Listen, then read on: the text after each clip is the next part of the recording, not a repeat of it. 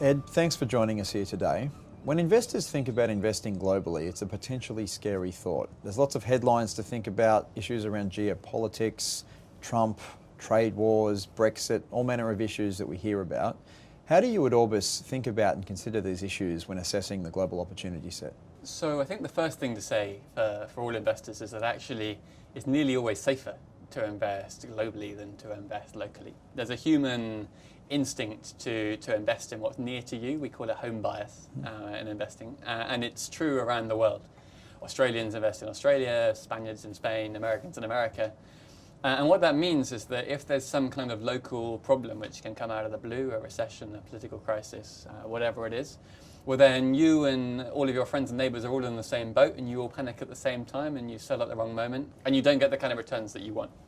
If you're invested globally, well, the world's a scary place, there's a lot of it, but actually that's a good thing, that there's so much of it that there's a problem in one place. Usually a big chunk of the world elsewhere is doing just fine, even when there's a global recession, like in 2008. At the global level, it isn't as bad as it is in the worst affected places like America or Spain. So actually, the more you stay and think global, the more likely you are to stay invested for the long haul.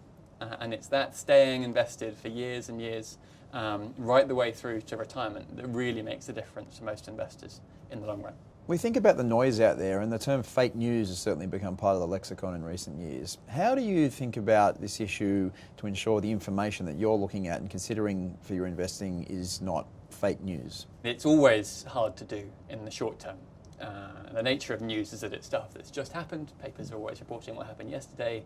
These days, Twitter is reporting what happened 5 minutes ago. It's always hard to tell there what's real, what's going to get revised. The good news is that that's always been true. It's always been hard to know exactly where the world is at now and what's going to happen next. And that's actually what often gives us our opportunity as contrarian investors. Journalists tell people what they want to hear, and what people actually often want from the news is to be scared. People want an emotional reaction to what they're reading. If you have some kind of issue, nearly always the issue is real. So the Eurozone crisis was a real problem. Brexit is a real concern for the UK. What Trump's doing on trade is bad for a lot of companies.